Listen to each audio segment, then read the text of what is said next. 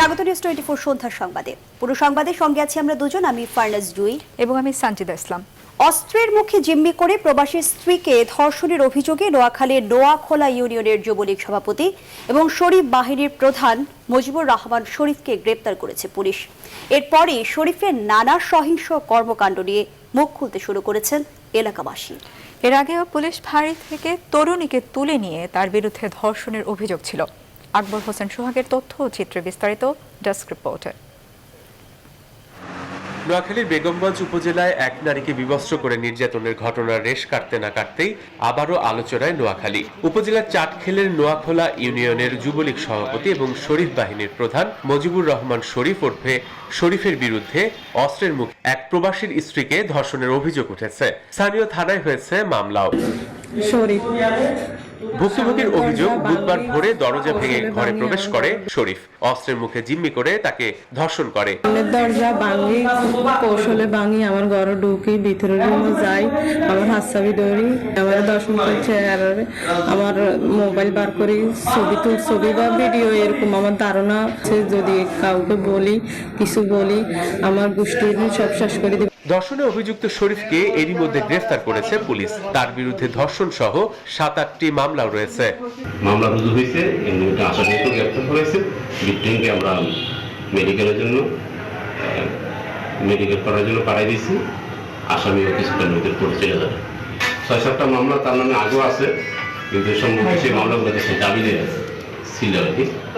আজকে ঘটনার পরে তো আমরা আবার নতুন করে ধর্ষণ মামলা নিয়েছি।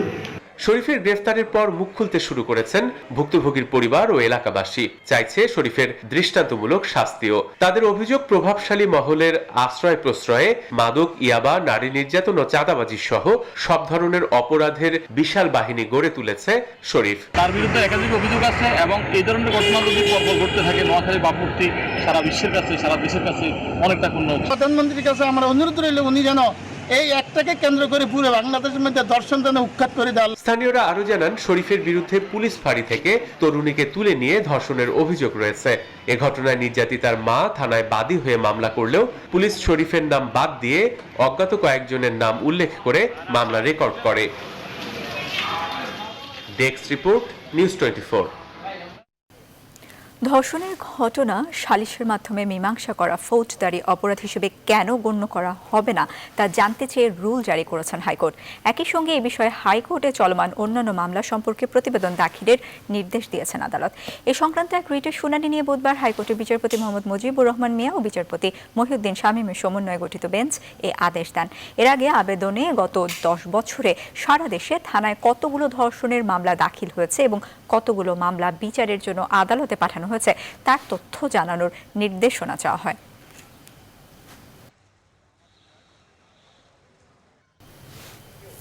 করোনা মহামারীর কারণে এবছর মাধ্যমিক স্তরে বার্ষিক পরীক্ষা হবে না বলে জানিয়েছেন শিক্ষামন্ত্রী ডাক্তার দীপুমণি। বুধবার এক অনলাইন ব্রিফিংয়ে মন্ত্রী জানান, পরীক্ষা ছাড়াই শিক্ষার্থীরা পরের ক্লাসে উঠে যাবে। তবে তাদের মূল্যায়ন করা হবে অ্যাসাইনমেন্টের মাধ্যমে। এজন্য 30 কর্মদিবসের একটি পাঠ্যসূচি তৈরির কথাও জানান মন্ত্রী। বিস্তারিত মাহমুদুল হাসানের রিপোর্টে। করোনা পরিস্থিতি বিবেচনায় মার্চ থেকে বন্ধ রয়েছে দেশের সকল শিক্ষা প্রতিষ্ঠান। এরই মধ্যে সিদ্ধান্ত নেওয়া হয়েছে এবছর হচ্ছে না এইচএসসি ও সমমানের পরীক্ষা। এবারে মাধ্যমিক স্তরে পরীক্ষা না নেওয়ার সিদ্ধান্তের কথা জানালেন শিক্ষামন্ত্রী। পরবর্তী নির্দেশ না দেওয়া পর্যন্ত সারা দেশে মাধ্যমিক পর্যায়ে এভাবেই শিক্ষা কার্যক্রম পরিচালিত হবে। এর ফলে সকল শিক্ষার্থী উত্তীর্ণ হবে পরবর্তী ক্লাসে। শিক্ষার্থীদের মূল্যায়নে 30 কর্মদিবসে শেষ করা যায় এমন একটি সিলেবাস তৈরি করা হয়েছে বলে জানান শিক্ষামন্ত্রী। প্রতিষ্ঠান প্রধানগণ প্রতি সপ্তাহের অ্যাসাইনমেন্ট প্রতি সপ্তাহে শিক্ষার্থীদের নিকট পৌঁছানোর ব্যবস্থা করবেন। শিক্ষার্থীরা এই অ্যাসাইনমেন্ট সম্পন্ন করে পরবর্তী সপ্তাহের নির্দিষ্ট দিনে নিজ শিক্ষা প্রতিষ্ঠানে জমা দেবে এবং পরবর্তী সপ্তাহের অ্যাসাইনমেন্ট সংগ্রহ করবে।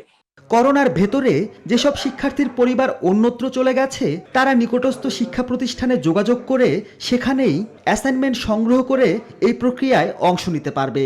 তাদের নিকটবর্তী যে শিক্ষা প্রতিষ্ঠানগুলো আছে সেখানে প্রতিষ্ঠান প্রধানদের সঙ্গে যোগাযোগ করে তারা এই সিলেবাস এবং এই অ্যাসাইনমেন্ট সেগুলো সংগ্রহ করতে পারবেন এবং অ্যাসাইনমেন্ট সম্পন্ন করে সেই শিক্ষা প্রতিষ্ঠানে তারা দিতে পারবেন। সর্বশেষ ঘোষণা অনুযায়ী আগামী 31 অক্টোবর পর্যন্ত বন্ধ থাকবে দেশের সকল শিক্ষা প্রতিষ্ঠান। মাহমুদুল হাসান, নিউজ 24, ঢাকা। এ বিষয়ে আলোচনার জন্য আমাদের সঙ্গে সরাসরি যুক্ত হচ্ছেন সাবেক শিক্ষা সচিব নজরুল ইসলাম খান। জনাব নজরুল ইসলাম খান, আপনাকে স্বাগত জানাচ্ছি। মাধ্যমিক স্তরে পরীক্ষা না নেওয়ার সিদ্ধান্ত নিয়েছে সরকার, মূল্যায়নের জন্য 1 মাসের সিলেবাসও করছে। এই সিদ্ধান্তকে কিভাবে মূল্যায়ন করছেন? আর অনেকেই বলছে আসলে করোনা আমাদের শিক্ষা ব্যবস্থাকে পুরোপুরি হুমকিতে ফেলেছে। আপনার মতামত জানতে চাচ্ছি। আমার কাছে বিষয়টা পরিষ্কার না, তার কারণ 1 মাসের সিলেবাস কিভাবে হবে সেটা বুঝতে পারছি না, কিভাবে অ্যাসেসমেন্ট হবে। তবে যেটা বুঝি সেটা হচ্ছে একটা ক্লাস যদি নেওয়া হয়, একাধিক ক্লাস নেওয়া হয়, এখনো যদি ক্লাস চলতে থাকে তাহলে তার একটা অ্যাসেসমেন্ট করে হয়তো সেটার পরে একটা ডিসিশন হতে পারে। কিন্তু সেখানেও কথা আছে যে এখানে এই সময়ে হয়তো সামান্য একটা বিষয় সম্পর্কে ক্লাস হবে, অ্যাসেসমেন্ট হবে, তাহলে কি করে বোঝা যাবে? আমার মনে হয় যে করোনার প্রথম থেকে যদি অনলাইন অফলাইনে বা ডাকে পাঠিয়ে পরীক্ষা বা মূল্যায়ন, যে কন্টিনিউয়াস অ্যাসেসমেন্ট বা ক্লাস বেস অ্যাসেসমেন্ট বা ফরমেটিভ অ্যাসেসমেন্ট বলা হয়, সেটা হলে হয়তো আরো সহজ সরল হতো।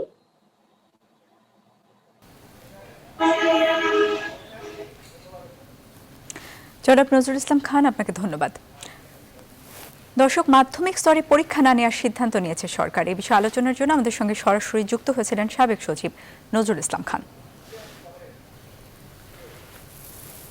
সরকারি বিপণন সংস্থা টিসিবির মাধ্যমে 25 টাকা কেজি আলু বিক্রি শুরু করলেও রাজধানীর বাজারে এখনও বিক্রি হচ্ছে 40 থেকে 45 টাকায়। অন্যদিকে শাক সবজি সহ অন্যান্য নিত্যপণ্যের দাম চড়া হয়। বিপাকে আছে নিম্নবিত্ত, মধ্যবিত্ত সহ সব শ্রেণীর ক্রেতারা। তবে কৃষিমন্ত্রী জানিয়েছেন খুব শিগগিরই বাজার স্বাভাবিক হয়ে আসবে। বৃহস্পতিবার থেকে আরও বাড়ানো হবে বাজার তদারকি। বাবু কামরুজ্জামানের রিপোর্ট। গত 3 মাসেরও বেশি সময় ধরে লাগামহীন নিত্যপণ্যের বাজার।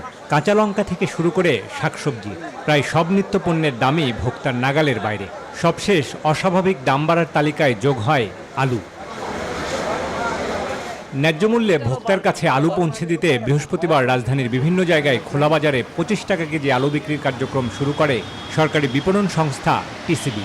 আলুর পাশাপাশি তেল, চিনি, ডাল ও পেঁয়াজও মিলছে টিসিবির ট্রাকে, যা কিনতে বাড়তি চাপ ছিল নিম্ন মধ্যবিত্ত শ্রেণীর ভোক্তাদের।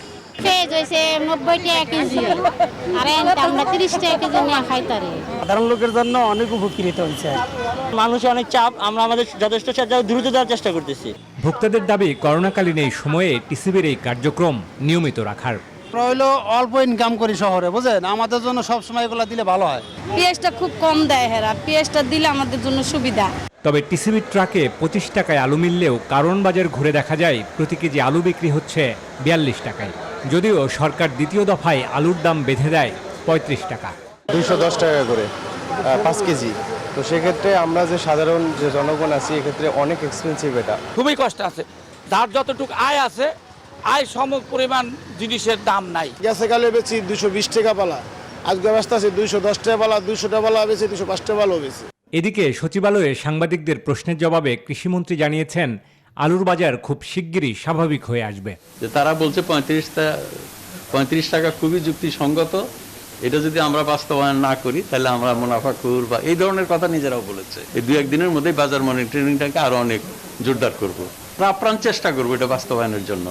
অন্যদিকে বৃহস্পতিবার চট্টগ্রামের রিয়াজউদ্দিন বাজারে আলুর আড়তে 30 টাকা কেজি বিক্রির কথা থাকলেও এখনও তা বিক্রি হচ্ছে 38 টাকায়। ফলে খুচরা বাজারে আলু মিলছে না 45 টাকার নিচে। বাবু কামরুজ্জামান, নিউজ 24, ঢাকা। এ বিষয়ে বিস্তারিত জানাতে আমাদের সঙ্গে রাজধানীর নতুন বাজার থেকে যুক্ত হচ্ছেন সহকর্মী মাহমুদুল হাসান। মাহমুদ, বাজারে আলুর দামের কি অবস্থা দেখছেন? আর সরকার যে দাম নির্ধারণ করে দিয়েছে সেই দামে বিক্রি হচ্ছে কিনা, ক্রেতারা কি বলছেন?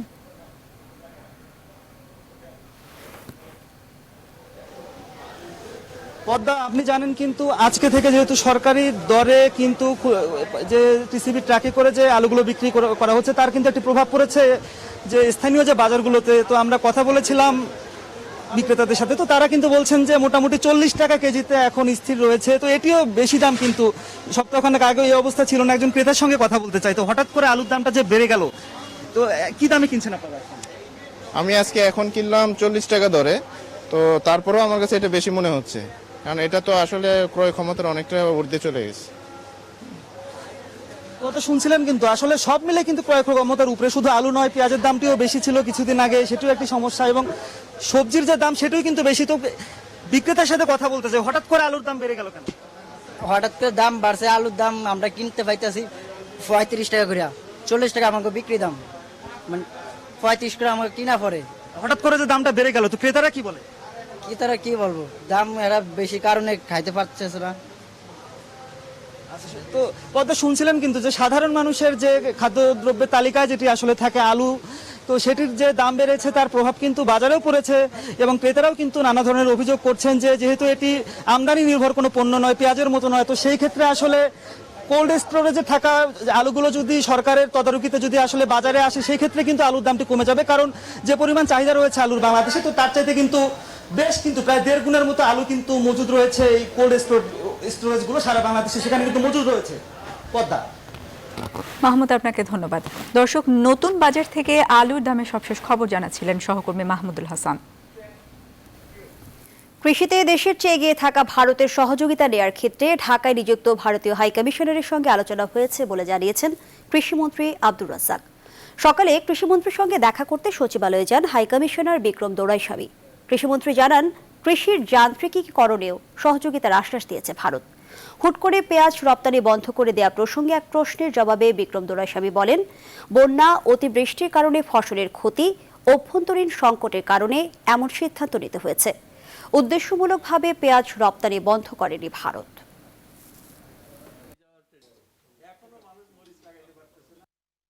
উনি বলেছেন যে এটা কোনো ক্রমে ইন্টেনশনাল না, ওখানকার তাদের ডোমেস্টিক নিজস্ব শর্টেজের জন্য, ঘাটতির জন্য তারা বাধ্য হয়েছে এটা করতে।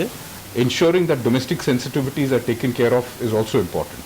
So we appreciate the sentiment in Bangladesh, but we assure you that it is entirely driven by climate and not by anything else. If it was politics, our heart is with Bangladesh. Why would we do anything to hurt you? 11 দফা দাবিতে চলছে নৌযান শ্রমিকদের অনির্দিষ্টকালের ধর্মঘট। এ ধর্মঘটের দ্বিতীয় দিনেও সারা দেশের সব ধরনের পণ্য ও জ্বালানিবাহী নৌযান চলাচল বন্ধ রয়েছে। এ অবস্থায় নৌপথে পণ্য পরিবহনে অচল অবস্থার সৃষ্টি হয়েছে। খালাস বন্ধ থাকায় চট্টগ্রাম বন্দরে আটকা পড়েছে 12 লাখ টনের বেশি পণ্য বোঝাই লাইটারের জাহাজ। এতে কয়েক কোটি টাকা লোকসানের আশঙ্কায় ব্যবসায়ীরা। বুধবার সকালে চট্টগ্রাম ও বরিশালে বিক্ষোভ ও লিফলেট বিতরণ করেন নৌযান শ্রমিকরা। তাদের দাবি, প্রশান্ত কুমার হালদার দেশে ফেরা মাত্র তাকে গ্রেপ্তার করে কারাগারে পাঠাতে নির্দেশ দিয়েছেন হাইকোর্ট। বুধবার বিচারপতি মোহাম্মদ খুরশিদ আলম সরকারের একক হাইকোর্ট বেঞ্চ এ আদেশ দেন। আর্থিক প্রতিষ্ঠান international leasing and financial services লিমিটেডের করা এক আবেদনের শুনানি নিয়ে এ আদেশ দেন আদালত। পিকে হালদার জালিয়াতির মাধ্যমে ইন্টারন্যাশনাল লিজিং থেকে নামে বেনামে প্রায় 2,500 কোটি টাকা বের করে নেন বলে অভিযোগ রয়েছে। বিস্তারিত হাবিবুল ইসলাম হাবিবের প্রতিবেদনে। বেসরকারি প্রতিষ্ঠান international leasing and financial service লিমিটেডের প্রায় 2,500 কোটি টাকা লোপাট করে বিদেশে পাড়ি জমান প্রশান্ত কুমার হালদার। জালিয়াতির মাধ্যমে ইন্টারন্যাশনাল লিজিং থেকে নামে বেনামে এই টাকা বের করে নিয়েছেন বলে অভিযোগ রয়েছে। সম্প্রতি প্রতিষ্ঠানটি আদালতের জিম্মায় পিকে হালদারকে দেশে ফিরে আসার অনুমতি চেয়ে হাইকোর্টে আবেদন করে। এ বিষয়ে কয়েক দফা নির্দেশনার পর বুধবার পিকে হালদার দেশে ফেরা মাত্র তাকে গ্রেপ্তারের নির্দেশ দেন হাইকোর্ট।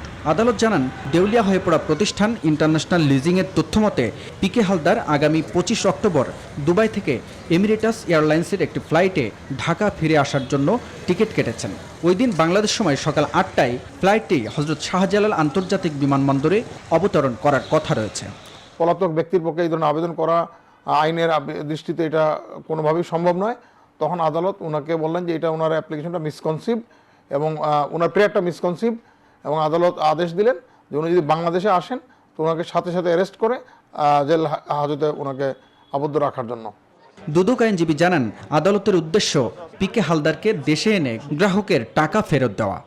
যেন পাওনাদারদের টাকা খুব দ্রুত তাদেরকে ফিরিয়ে দেওয়া যায়, সেটাই হলো কোর্টের একটা উদ্দেশ্য। তো আজকের আদেশের ফলে এই পিকে হালদার দেশে আসছে দুবাই থেকে ঢাকা, ফ্লাইট নাম্বার সহ আদালত মেনশন করে দিয়েছেন। সেটাই তো আজকে আদেশে প্রতিফলিত হলো। এখন 25 তারিখ বা 26 তারিখ পর্যন্ত আমাদেরকে ওয়েট করতে হবে। ইন্টারন্যাশনাল লিজিং গ্রাহকের আমানতের টাকা ফেরত দিতে না পারায় এ নিয়ে বিভিন্ন মহল থেকে শোরগোল শুরু হলে গোপনে দেশ ছেড়ে পালিয়ে যান পিকে হালদার। হাবিবুল ইসলাম হাবিব, নিউজ 24, ঢাকা। মৌলভীবাজারের কাশিমপুর পাম্প হাউসে পাম্প কেনায় দুর্নীতির প্রমাণ পাওয়ায় পানি উন্নয়ন বোর্ড, পাওয়ার প্রধান প্রকৌশলী চৌধুরী নজমুল আলম সহ 11 জনের বিরুদ্ধে মামলা করেছে দুর্নীতি দমন কমিশন দুদক। বুধবার দুদকের হবিগঞ্জ সমন্বিত জেলা কার্যালয়ে সংস্থাটির উপপরিচালক শহীদুর রহমান বাদী হয়ে মামলাটি দায়ের করেন। মামলার ঠিকাদারি প্রতিষ্ঠান সিগমা ইঞ্জিনিয়ার্স লিমিটেডের ব্যবস্থাপনা পরিচালক প্রকৌশলী সৈয়দ মোহাম্মদ কামাল, চেয়ারম্যান প্রকৌশলী সৈয়দ আরশেদ রেজা এবং জেনারেল ম্যানেজার প্রকৌশলী আব্দুস সালামকে আসামি করা হয়েছে বলে জানায় দুদক সচিব। এছাড়া পাওয়ার প্রধান প্রকৌশলী সহ আরও 7 প্রকৌশলীকে মামলায় আসামি করা হয়। মামলার এজাহারে উল্লেখ করা হয়, আসামিরা পরস্পরের যোগ সাজশে কাশিমপুর পাম্প হাউস পুনর্বাসন প্রকল্পের জন্য বাজার মূল্যের চেয়ে বেশি মূল্যে 8টি পাম্প ক্রয় করে, যেখানে সরকারের 34,42,17,000 টাকা আত্মসাৎ করা হয়।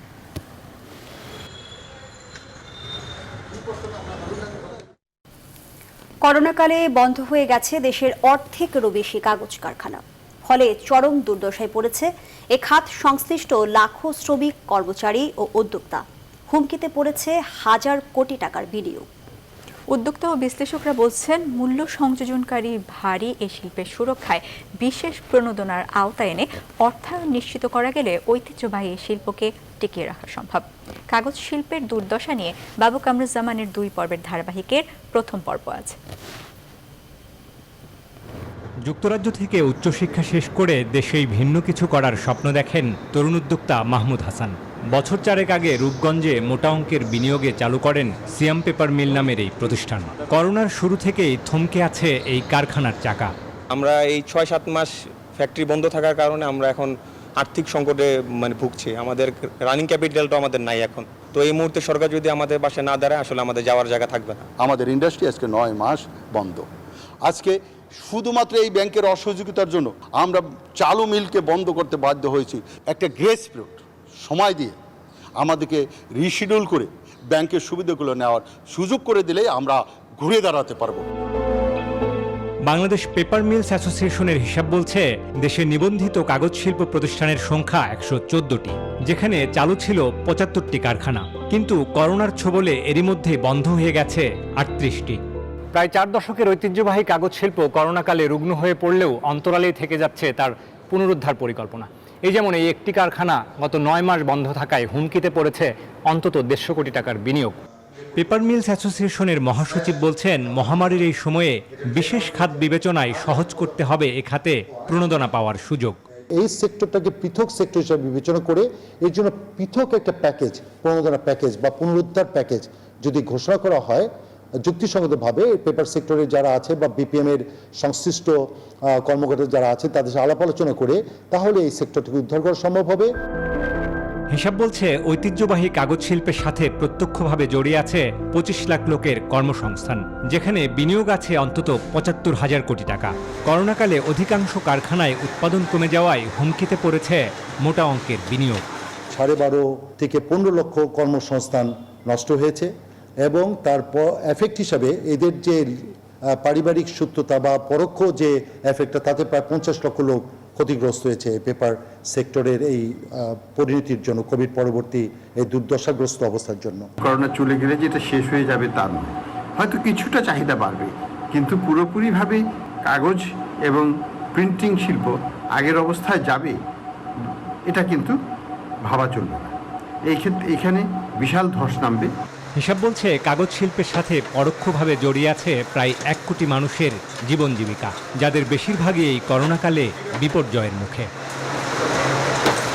বাবু কামরুজ্জামান, নিউজ 24, রূপগঞ্জ, নারায়ণগঞ্জ। সংবাদের এই পর্যায়ে একটা বিরতি নিচ্ছে, ফিরছি আরও খবর নিয়ে। সঙ্গে থাকুন। আবারও স্বাগত। আপনারা দেখছেন নিউজ 24 সন্ধ্যা সংবাদ। বিএনপি মহাসচিব মির্জা ফখরুল ইসলাম আলমগীর বলেছেন, আওয়ামী লীগের শুধু নমিনেশন পেলেই হলো, আর কিছু দরকার নেই। বুধবার দুপুরে ঠাকুরগাঁয়ে নিজ বাসভবনে সাংবাদিকদের সঙ্গে মত বিনিময়ে এসব কথা বলেন তিনি। বলেন, অর্থনৈতিক উন্নয়নের নামে ধোঁকাবাজি চলছে। একটা মুখোশ আছে, সেই মুখোশটা রেখে একই কাজ চলতেছে, একদম সেম। এই যে আপনার স্থানীয় সরকার নির্বাচন হয়ে গেল, কয়েকটা বাদ দিয়ে তো সবগুলো মারামারি লুটপাট করে নিতে চলেছে। আওয়ামী লীগ সাধারণ সম্পাদক ও সেতুমন্ত্রী ওবায়দুল কাদের বলেছেন, বিএনপি নানা ষড়যন্ত্রের মাধ্যমে উপনির্বাচন বানচাল করতে চেয়েও ব্যর্থ হয়েছে ভোটারদের স্বতঃস্ফূর্ত ভোট দেওয়ার কারণে। বিএনপির অপকৌশল জনগণ বুঝে গেছে। বুধবার এক অনলাইন ব্রিফিংয়ে তিনি এসব কথা বলেন। দিন ভোটাররা যাতে ভোট কেন্দ্রে না আসে সেই জন্য বিএনপি নির্বাচন শুরুর কিছুক্ষণের মধ্যে ভোট বর্জনের নাটক করে, আর নির্বাচন ব্যবস্থাকে প্রশ্নবিদ্ধ করতে নিজের নাক কেটে পরে যাত্রাভঙ্গ করার অপকৌশল তাদের জনগণ ধরে ফেলেছে। গঠনতন্ত্র বিরোধী কর্মকাণ্ডের জন্য গণফোরাম থেকে ডক্টর কামাল হোসেনকে কারণ দর্শানোর চিঠি দেওয়া হবে বলে জানিয়েছেন গণফোরামের একাংশের নির্বাহী সভাপতি সুব্রত চৌধুরী। চিঠির ব্যাখ্যা সন্তোষজনক না হলে গণফোরাম থেকে কামাল হোসেনকে বহিষ্কার করা হবে বলেও জানান তিনি। বুধবার জাতীয় প্রেস ক্লাবে গণফোরাম আয়োজিত এক সংবাদ সম্মেলনে যোগ দিয়ে সুব্রত চৌধুরী বলেন, আগামী ডিসেম্বরে গণফোরামের কেন্দ্রীয় কাউন্সিল অনুষ্ঠিত হবে। গণফোরামে অনুপ্রবেশকারী ও স্বাধীনতা বিরোধীরা ঢুকে পড়ছে বলেও এ সময় অভিযোগ করেন দলের সাবেক নির্বাহী সভাপতি অধ্যাপক আবু সাঈদ।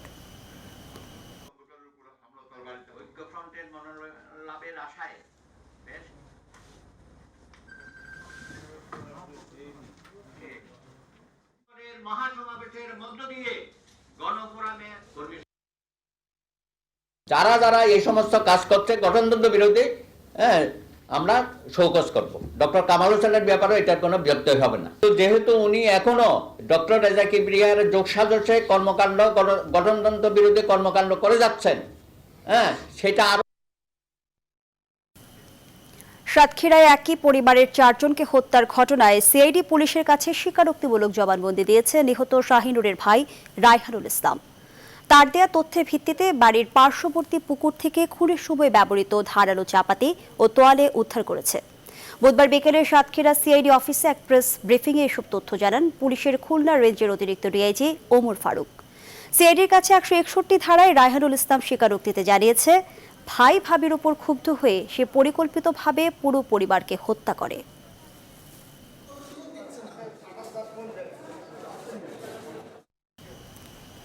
সিলেটের পুলিশ হেফাজতে রায়হান উদ্দিনের মৃত্যুর ঘটনায় এবার এসআই হাসান উদ্দিনকে সাময়িক বরখাস্ত করা হয়েছে। পুলিশ সদর দপ্তরের তদন্ত কমিটির সুপারিশের ভিত্তিতে তাকে বরখাস্ত করা হয়। সিলেট মহানগর পুলিশের উপ পুলিশ কমিশনার বিএম আশরাফুল্লাহ জানান, ঘটনার মূল অভিযুক্ত এসআই আকবর ভূঁইয়াকে পালাতে সহায়তা করা এবং তথ্য গোপন রাখার অভিযোগে এসআই হাসান উদ্দিনকে সাময়িক বরখাস্ত করা হয়েছে। বন্দরবাজার পুলিশ ফাঁড়ির 2IC হিসেবে কর্মরত ছিলেন হাসান উদ্দিন।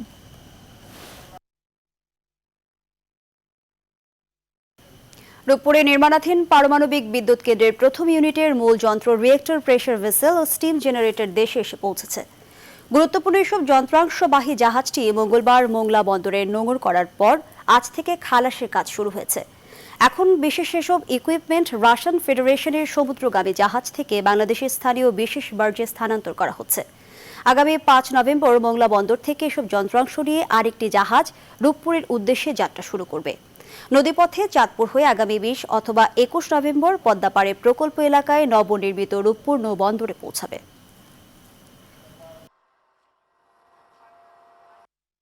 গতকাল যেসব পণ্যগুলো এসেছে ওগুলো অত্যন্ত সেন্সিটিভ এবং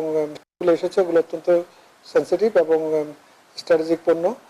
আপনারা জানেন যে রিয়েক্টর, প্রেসার ভেসেল এবং গ্যাস জেনারেটর অলরেডি এসে পৌঁছেছে। এগুলা আগামী 5 নভেম্বরের মধ্যে ইনশাল্লাহ সড়ক এবং নদীপথে রূপপুরে পৌঁছে যাবে। এবারে দেশের করোনা পরিস্থিতি। করোনায় সারা দেশে 24 ঘন্টায় আরও 24 জনের মৃত্যু হয়েছে। এ নিয়ে মোট মৃত্যুর সংখ্যা 5,723 জন। একদিনে করোনা পজিটিভ শনাক্ত হয়েছেন 1,545 জন। এখন পর্যন্ত 3,93,131 জন শনাক্ত হয়েছেন। বুধবার দুপুরে সংবাদ মাধ্যমে পাঠানো এক বিজ্ঞপ্তিতে স্বাস্থ্য মন্ত্রণালয় এসব তথ্য জানায়। 24 ঘন্টায় নমুনা পরীক্ষা করা হয়েছে 14,086টি। এখন পর্যন্ত মোট 22,06,411টি নমুনা পরীক্ষা করা হয়েছে। 24 ঘন্টায় সুস্থ হয়েছেন 1,704 জন এবং এখন পর্যন্ত সুস্থ 3,08,845 জন।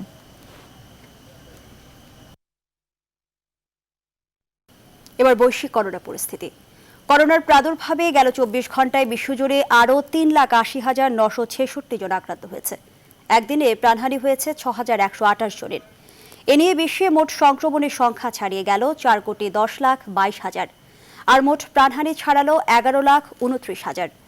দৈনিক সর্বোচ্চ সংক্রমণ ও মৃত্যুতে আবারও ভারতকে ছাড়িয়ে গেছে যুক্তরাষ্ট্র।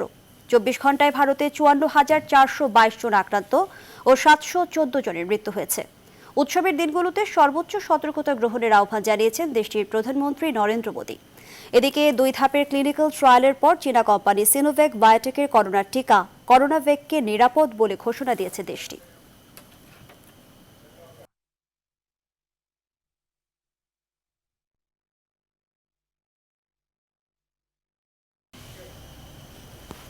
বাংলাদেশে গ্লোব বায়োটেকের উদ্ভাবিত 3টি ভ্যাকসিনের মধ্যে একটি ভ্যাকসিন ক্লিনিক্যাল ট্রায়ালের জন্য তৃতীয় পক্ষ হিসেবে আইসিডিডিআরবি প্রস্তুতি শুরু করেছে। বিএমআরসি ও ওষুধ প্রশাসন অধিদপ্তরের অনুমোদন পেলে ক্লিনিক্যাল ট্রায়াল শুরু হবে। গ্লোব বায়োটেক আশাবাদী তাদের ভ্যাকসিন সফল হবে। প্রতিষ্ঠানটি বলছে, সরকারি সহযোগিতা পেলে বাংলাদেশের মানুষকে বিনামূল্যে ভ্যাকসিন দেওয়া সম্ভব। ক্লিনিক্যাল ট্রায়ালে সফলতা পেলে আগামী বছরের শুরুতে ভ্যাকসিন পাওয়া যাবে বলে জানায় গ্লোব বায়োটেক। বিস্তারিত হাসান পারভেজের প্রতিবেদনে। সারা বিশ্বে করোনা ভ্যাকসিন তৈরি পর্যবেক্ষণ করছে বিশ্ব স্বাস্থ্য সংস্থা। হালনাগাদ তথ্য অনুযায়ী ক্লিনিক্যাল ট্রায়াল বা মানবদেহে ট্রায়াল পর্যায়ে আছে 42টি ভ্যাকসিন এবং ক্লিনিক্যাল ট্রায়ালের আগের অবস্থায় আছে 156টি। 156টি ভ্যাকসিনের ওই তালিকায় বাংলাদেশের গ্লোব বায়োটেকের 3টি ভ্যাকসিনের নাম রয়েছে। বাংলাদেশে করোনা শনাক্ত হওয়ার পর থেকে এই রোগের জন্য ভ্যাকসিন উন্নয়নের কাজ শুরু করে globe biotech.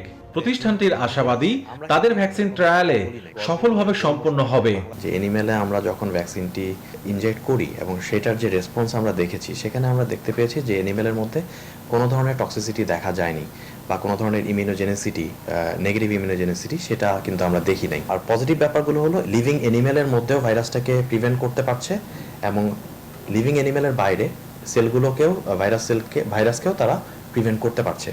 Pre clinical trial সফলভাবে সম্পন্ন হওয়ার পর 3 ধাপে মানবদেহে বা ক্লিনিক্যাল ট্রায়ালের জন্য গেল 14 অক্টোবর গ্লোব বায়োটেক আইসিডিডিআরবির সঙ্গে সমঝোতা স্মারক সই করে। কি পদ্ধতিতে কতজন নিয়ে ট্রায়ালগুলো হবে তা নিয়ে কাজ করছে আইসিডিডিআরবি। ঠিক কোন প্রোটোকলে আইসিডিডিআরবি কাজটা করবে, আমার মনে হয় এই ব্যাপারে তারা যথেষ্ট অভিজ্ঞ এবং WHO এনলিস্টেড 6টা ভ্যাকসিন টেস্টিং ল্যাবের মধ্যে আইসিডিডিআরবি একটা। তো সেক্ষেত্রে তারা যথেষ্ট অভিজ্ঞ এবং এ ব্যাপারে তারা তাদের পদ্ধতিতেই আগাবে। কর্মকর্তারা বলছেন, এরই মধ্যে একটি দেশ তাদের তৈরি ভ্যাকসিন ট্রায়াল করার জন্য আগ্রহ দেখিয়েছে। স্ট্যান্ডার্ড যে সিস্টেম আছে সেই সিস্টেমে আগাইলে 5 থেকে 6 মাস সময় লেগে যেতে পারে, ঠিক আছে। আর বিশ্বের উন্নত দেশগুলো যেভাবে করতেছে, আমরা যদি সেভাবে আগাই তাহলে এটা আরো অনেক দ্রুততম সময় চলে আসতে পারে। সরকার আগায় আসলে ভ্যাকসিনটা আমাদের মানুষকে ফ্রি অফ কস্ট দেওয়া সম্ভব। গ্লোব বায়োটেকের ব্যান কোভিড ভ্যাকসিন কেবল প্রথম পর্যায়ে। বড় পরিসরে ট্রায়ালের পর নিশ্চিত হওয়া যাবে দেশে তৈরি এই ভ্যাকসিনের কার্যকারিতা। হাসান পারভেজ, নিউজ 24, ঢাকা। দুর্যোগ থেকে রক্ষা পেতে ভাষান্তরে প্রাকৃতিক ভারসাম্য বজায় রেখেই নির্মাণ করা হয়েছে রোহিঙ্গাদের ঘরবাড়ি ও অন্যান্য অবকাঠামো। 172 বছরে বঙ্গোপসাগরে হওয়া সব ধরনের ঝড়ের উপর গবেষণা করে তৈরি করা হয়েছে এর সুরক্ষা বলয়। এমনকি বিবেচনায় নেওয়া হয়েছে 10,000 বছর ধরে চলে আসা এই অঞ্চলের প্রাকৃতিক দুর্যোগের গতি প্রকৃতি। শেখ জালালের ক্যামেরায় ভাষান্তর নিয়ে লাকমিনা জেসমিন সোমার 4 পর্বের ধারাবাহিক প্রতিবেদনের আজ দেখুন শেষ পর্ব। ৭৪ বছর বয়সী মোবারক আলী মূল বাড়ি সন্দীপচরে হলেও জীবিকার তাগিদে থাকেন ভাসানচরেই। এই বয়সে বড় বড় ঝড় দেখেছেন, কিন্তু বিপর্যস্ত হতে দেখেননি ভাসানচর। আমরা জোয়ার হলে ভিতরে হেতাগো এই জন সাইকেল সেন্টারে চলে যাই। স্থানীয় আরো দুজন রাখালের ভাষ্য ছিল একই রকম। ভাসানচরে আমরা প্রায় 8 বছর থেকে কাজ করতেছি। এখানে কি ঝড় টড় আসে সেরকম? না, কোনো আসে না। এখানে যে প্রাকৃতিক দুর্যোগের কথা বলতেছে তো না, আমরা এখানে না। ভাসানচরে প্রাথমিকভাবে 18টি সুইচ গেট রেখে 9 ফুট উচ্চতার 12 কিলোমিটার বাঁধ দেওয়া হয়েছে, যেটি সাম্প্রতিককালে ফণী, আমপান ও বুলবুলের মতো ঝড়কে মোকাবেলা করেছে সহজেই। ভাঙন রোধে নেওয়া হয়েছে 3 স্তরের প্রতিরোধ ব্যবস্থা। এছাড়া বাঁধ থেকে সমুদ্র তীরবর্তী এলাকায় করা হয়েছে সবুজ বনায়ন। 260 কিলোমিটার গতির ঝড়েও অটুট থাকবে এখানকার 100টি চারতলা সাইক্লোন সেন্টার। আইসোলেটেড কোনো আইল্যান্ড না, এটা ঠিক সন্দ্বীপ এবং হাতিয়ার মতোই একটা দ্বীপ। আপনারা এই বিল্ডিং এর ছাদে উঠলে সন্দ্বীপ দেখতে পাবেন, এই পাশে হাতিয়া দেখতে পাবেন। সন্দ্বীপে 4000 লোকের জন্য একটা শেল্টার নির্ধারণ করা হয়েছে, বাট এখানে 1000 লোকের জন্য মতো একটা শেল্টার। শুধু কৃত্রিম ব্যবস্থাই না, দুর্যোগ মোকাবেলায় প্রাকৃতিক ভারসাম্য বজায় রেখে আশ্রয়ন প্রকল্পটি গড়ে তোলা হয়েছে। চর জুড়ে রয়েছে প্রাকৃতিক খাল ও ম্যানগ্রোভ বন। দেখা মেলে পাখি, মাছ, কাঁকড়া সহ প্রাণ প্রকৃতির নানা রকম সৃষ্টি। আর তাই সৌন্দর্যের দিক থেকেও আলাদা এক নৈসর্গিক পরিবেশ তৈরি হয়েছে ভাসানচরে। গুগল ম্যাপে 2002 সালে স্বীকৃতি পাওয়া এই ভাসানচরে এখনো বড় ধরনের কোনো প্রাকৃতিক দুর্যোগ দেখেনি কেউ। তবে সেই সংখ্যা মাথায় রেখেই পরিবেশ নষ্ট না করে নির্মাণ করা হয়েছে এখানকার অবকাঠামোগুলো। এখানকার সাইক্লোন সেন্টারগুলো শুধুমাত্র রোহিঙ্গাদের জন্যই নয়, এই চরাঞ্চলের মানুষের এখন অন্যতম ভরসার জায়গা। লাকমিনা জেসমিন সোমা, নিউজ 24, ভাসানচর, নোয়াখালী। সন্ধ্যার সংবাদে আবারও বিরতি, সাথেই থাকুন। আবারও স্বাগত। আপনারা দেখছেন নিউজ 24 সন্ধ্যার সংবাদ। সিটি কর্পোরেশনকে দেয়া প্রতিশ্রুতি অনুযায়ী ভূগর্ভস্থ সেবা সংযোগ স্থাপনের কাজ শুরু করেছে কেবল অপারেটর ও ইন্টারনেট সেবাদাতা প্রতিষ্ঠানগুলো। বুধবার দুপুর 12টার দিকে ধানমন্ডি 7 মসজিদ সড়ক থেকে কাজ শুরু হয়। ব্যবসায়ীরা বলছেন আগামী নভেম্বরের মধ্যে দক্ষিণ সিটি কর্পোরেশনের প্রধান সড়ক থেকে ঝুলন্ত তার অপসারণ সম্ভব হবে। তবে মেয়রের চাওয়া অনুযায়ী নির্ধারিত সময় শহরকে শতভাগ ঝুলন্ত তার মুক্ত করা সম্ভব হবে না। ব্যবসায়ীদের দাবি, ইন্টারনেট সেবাদাতাদের মধ্যে অ্যাক্টিভ শেয়ারিং এর সুযোগ দিলে তারের জঞ্জাল কমিয়ে আনা সম্ভব। এতে করে ব্যবসায়ীদের খরচ কমলে আরও কম দামে দ্রুতগতির ইন্টারনেট সেবা দেওয়া সম্ভব হবে বলে জানান তারা।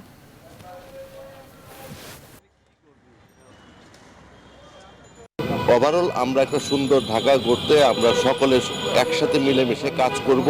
মিশনে পৌঁছাতে হয়, আমার মিশনটা শুরু করতে হবে। আজকে আমাদের সেই মিশনটা শুরু হলো, আমরা যাত্রা শুরু করলাম। অবশ্যই টাইম ফ্রেমিং থাকে সব জায়গাতে একটা কিছু, কিন্তু কাজের উপরে ডিপেন্ড করে।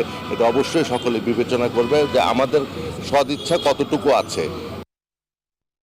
সনাতন ধর্মাবলম্বীদের সবচেয়ে বড় ধর্মীয় উৎসব দুর্গাপূজার সব প্রস্তুতি শেষ। কাল মহাষষ্ঠীর মধ্য দিয়ে শারদীয় দুর্গাপূজার মূল আনুষ্ঠানিকতা শুরু। তবে সন্ধ্যা আরতির পরেই মন্দির ও পূজা মণ্ডপ বন্ধ রাখার সিদ্ধান্ত নিয়েছে বাংলাদেশ পূজা উদযাপন পরিষদ ও মহানগর সার্বজনীন পূজা কমিটি। বুধবার রাজধানীর ঢাকেশ্বরী মন্দিরে এক মত বিনিময় সভায় একথা জানানো হয়। 22 অক্টোবর পূজা শুরুর পর শেষ হবে 26 অক্টোবর বিজয়া দশমীতে। সন্ধ্যা আরতি শুরুর পর শুধু মন্দির বা মণ্ডপের কর্মীরা ছাড়া কাউকে প্রবেশ করতে দেওয়া হবে না। দেবী দুর্গার ভোগ প্রসাদ ছাড়া এবার খিচুড়ি বা এই জাতীয় প্রসাদ বিতরণ এবং বিজয়ের শোভাযাত্রা হবে না। তবে প্রতিমা বিসর্জন প্রতি মণ্ডপ থেকে ঘাটে গিয়ে দেওয়া যাবে। অঞ্চলিক পিরিয়ড হোক বা যে কোনো সময় হোক, আমরা অঞ্চলিকতা বা যে কোনো সময় হোক, আমরা অঞ্চলিকতা স্পেসিফাই করেছি, কারণ অঞ্চলের সময় রাসটা বেশি হয়। তারা আমাদেরকে একটু নিজেরা একটু চিন্তা করলে বুঝতে পারবেন, অঞ্চলের সময় যে রাসটা হয় সেখানে আমরা বলে দিয়েছি স্থান সংকুলের সাপেক্ষে 25 থেকে 50 জন লোক একসাথে থাকতে পারবেন।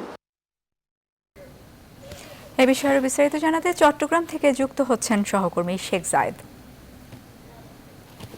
জায়েদ, কাল ষষ্ঠী, আপনি পূজার প্রস্তুতি কেমন দেখছেন চট্টগ্রামে?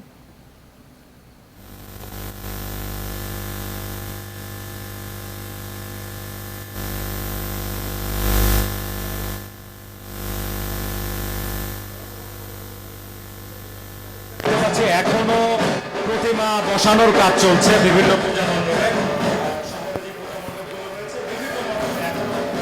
প্রতিমা সরানোর কাজ চলছে। আজকে রাতের মধ্যে তারা শেষ করে বৃহত্তর চট্টগ্রামে এই করোনার মধ্যেও প্রায় 4000 মন্দিরে দুর্গাপূজা হচ্ছে।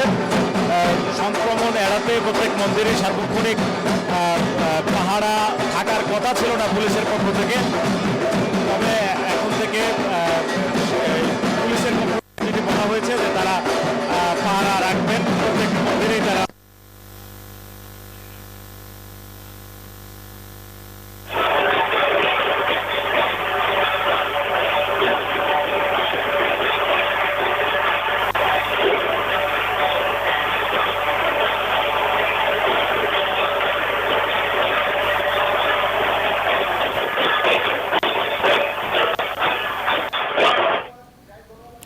জায়েদ, আপনাকে ধন্যবাদ। দর্শক, চট্টগ্রাম থেকে পূজার প্রস্তুতির খবর জানাচ্ছিলেন সহকর্মী শেখ জায়েদ। সংবাদে আবারও বিরতি দিচ্ছে, সঙ্গেই থাকুন।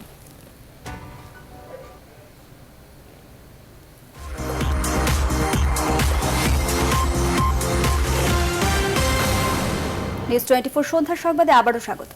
এবারে মার্কিন নির্বাচন প্রসঙ্গ।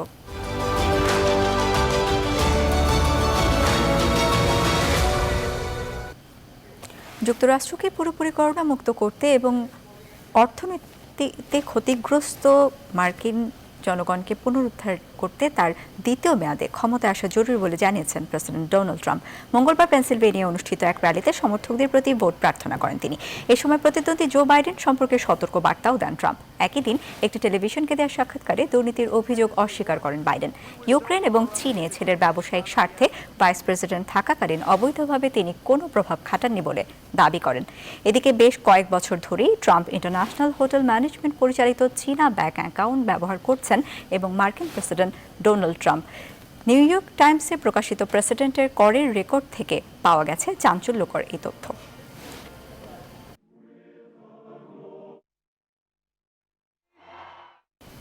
দর্শক, এই ছিল সন্ধ্যার সংবাদ আয়োজনে। এতক্ষণ সাথে থাকায় ধন্যবাদ সবাইকে।